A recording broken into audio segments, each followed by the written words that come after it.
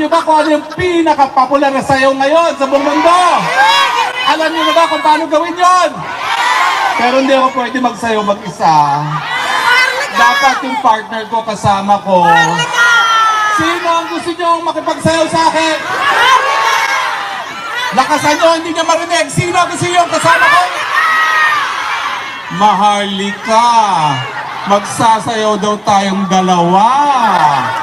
Oh, baka naman nahihiya ka. Ha? Ayan. Eh paano yan? Wala kami music. Jotang Jelinas naman sa puso. Kailangan ipakita ang mga alindog and moves.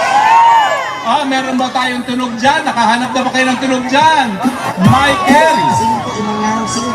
Lahat kayo, ha? Lahat! Lahat! Lahat! Lahat! Pakinig natin! Lahat! Ipakinig natin! Bangat! Bangat! Bangat! Bangat! Bangat! Bangat! Bangat!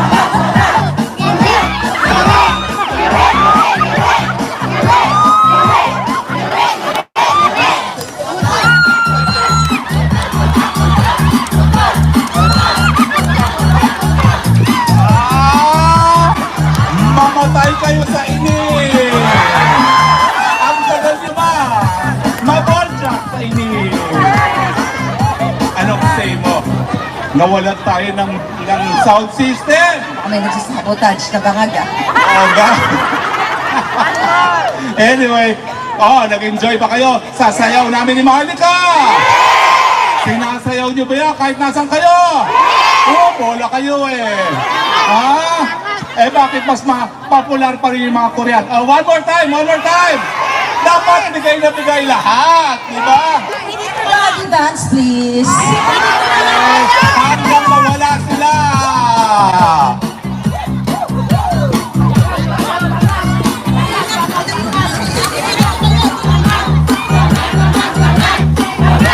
Bangat!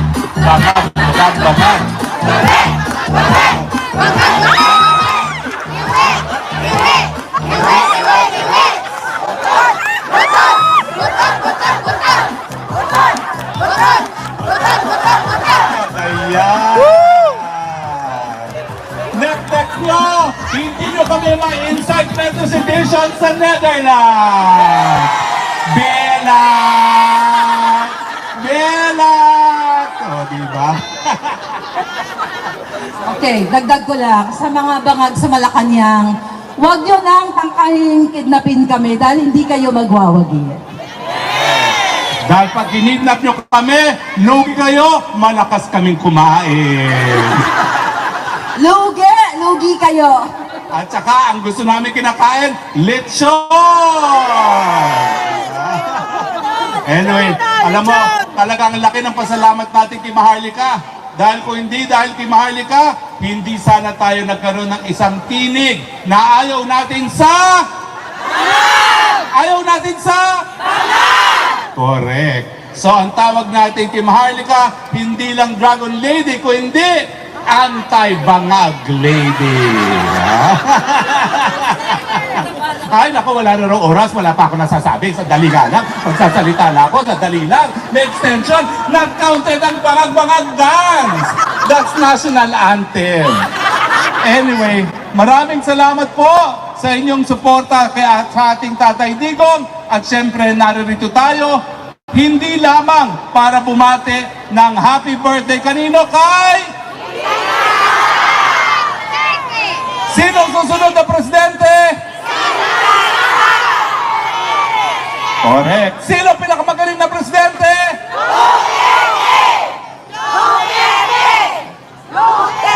Anong sigaw ng Pilipino?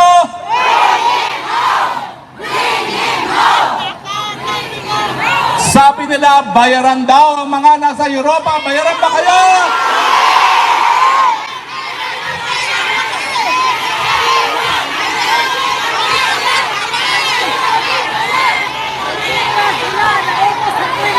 Alam niyo po, itong pagtitipon natin ngayon, itong nagbibigay pag-asa kay Tatay Digong. kung wala kayo na walang loob para ban sa mga kidnappers, mga bangag sa palasyo. At kayo po, mga Pilipino sa Europa, kayo po ang susi sa pagpapalaya kay Tatay Digong. Bakit? Sino ba ang gwardya ni Tatay Digong sa kulungan? ICC o mga Dutch? Sino nagmamay-ari ng kulungan? ICC o Dutch? And yet, ang mga Dutch, sabi nila, sila ang kampyon ng karapatang pantao. Tama ba yan? Kampyon ng karapatang pantao, nakakulong si Tatay Digong dahil kinidnap. Tama ba yan? And yet, ang yayabang nila, sila daw ang champions pagdating sa karapatang pantao. Tama ba yan? Anong sigaw natin sa mga Europeans? Sing him home! Sing him home! Sing him home! Hindi tama na kung ano-ano mga sinasabi nila sa karapatang pantao at sabi nila, mag-ex-man ka na. Ano yan? Signal na magbuburles ako? Signal na magmamacho dance ako? Okay. So muli, anong panawagan natin? Mahina! Lakas pa! At dahil birthday ni Inday Sara, anong kakantayin natin ngayon? 1, and a 2, and a 3! Happy birthday to you. Happy birthday to you. Happy birthday, happy birthday. Happy birthday to you. Thank you po. Mabuhay ang Pilipinas. Mabuhay si Tatay Digong. Mabuhay si Inday Sara Duterte.